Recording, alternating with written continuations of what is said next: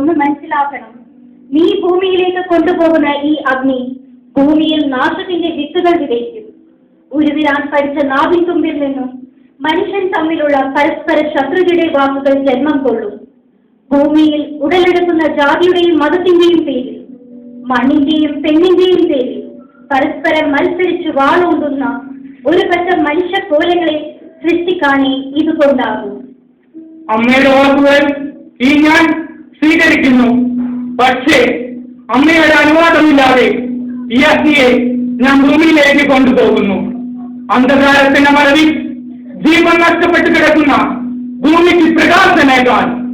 എല്ലാം നിന്റെ ഇഷ്ടം. പക്ഷേ ഒരിക്കൽ നീ ഇവിടെ വരും. നീ കൊണ്ടുപോകുന്ന വെളിച്ചം ഭൂമിയിൽ നിന്നും തിരിച്ചെടുക്കുവാൻ അന്ന് ഞാൻ നിസ്സഹായിയായിരിക്കും. ഇതിന്റെ ഫലം എന്തു തന്നെയായിരുന്നാലും ശരി, ഈ അമ്മദേവൻ ഈ അഗ്നിയെ സ്വന്തം കൈകളിൽ എടുക്കുന്നു. ഭൂമിക്ക് നിറപ്പകിട്ടേകാൻ.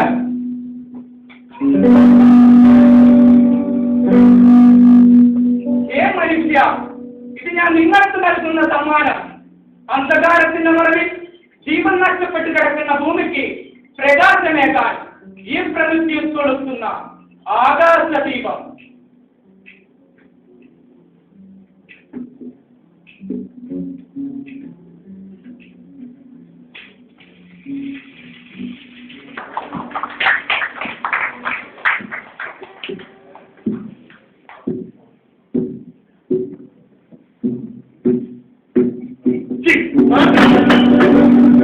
വയ്യ.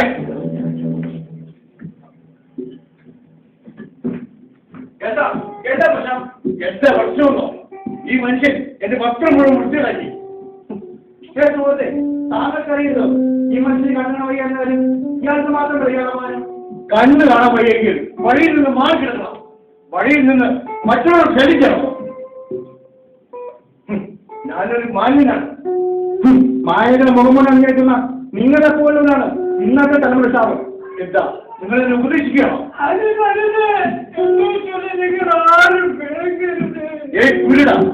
നിന്നെ കരുതി ഞങ്ങൾ വളർത്തിയിട്ടത് ഒരിക്കലുമില്ല. അതിന്റെ ആവശ്യം ഞങ്ങൾക്കില്ല. കാരണം ഇത് ഞങ്ങളുടെ ലോകം. അങ്ങനെ പറയുന്ന സുഹൃത്തെ നമ്മുടെ ലോകം പറയും. നിങ്ങളുടെ ലോകമെങ്കിൽ നിങ്ങളായി നിങ്ങളുടെ പാടായി ഞാൻ പോകുന്നു.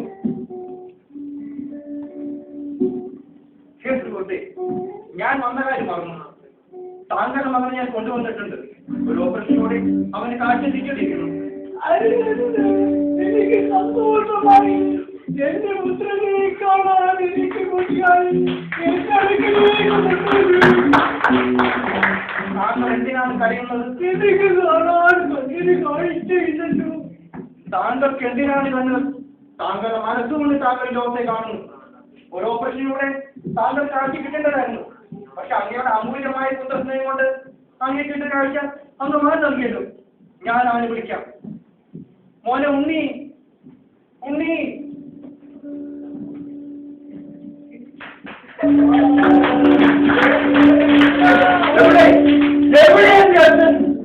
ഇത്രയും സുന്ദരമായി ലോകത്തെ കാണുവാനുള്ള സൗഭാഗ്യം മറച്ചു വെച്ച് ഈ പുത്രൻ നൽകിയ എന്റെ പിതാവിനെ എനിക്ക് കാണണം. പറയൂ, അവരെ എന്റെ അച്ഛൻ. ഞാൻ കെട്ടിപ്പിടിച്ചൊന്ന് മുത്തം വെച്ചോട്ടെ.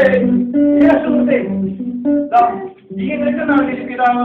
ഈ കാഴ്ചയും വെളുക്കും നിനക്ക് നൽകിയ ഇനി കാണപ്പെട്ട ദൈവം. ഇതല്ല എന്റെ പിതാവ്. എന്റെ അച്ഛൻ സുന്ദരനാണ്, അല്ലാതെ ഇതുപോലൊരു വിധിയുള്ളതല്ല. അതെ സുഹൃത്തെ, അതെ, ഇതാണ് നിന്റെ പിതാവ്. എങ്കിൽ ഈ വൃത്തികെട്ട മനുഷ്യനെ എന്റെ മുമ്പിൽ നിന്നും മാറ്റൂ. എന്നൊരു ദുർഗന്ധമാണ് ഈ ശരീരത്തിന്. എന്നെ നോക്കൂ, എത്ര സുന്ദരനാണ് ഞാൻ. ഇയാളോ എന്റെ പിതാവ്. അതെ, എങ്കിൽ ഇത്രയും ഞാൻ അച്ഛനെ വിളിച്ച ഈ വൃത്തികെട്ട മനുഷ്യനെ എനിക്കിനി വേണ്ട. അതുകൊണ്ട് ഞാൻ ഇയാളെ കൊല്ലാൻ പോകുന്നു.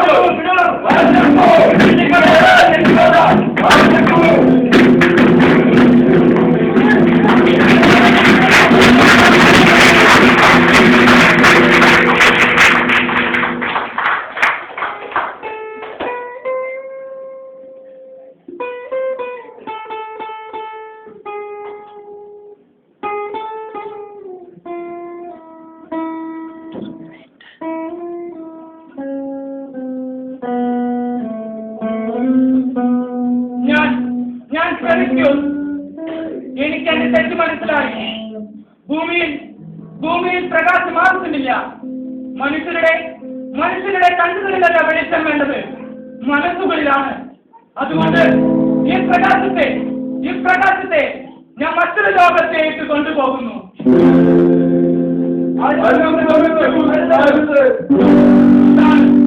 ഇതാണ് ശരി.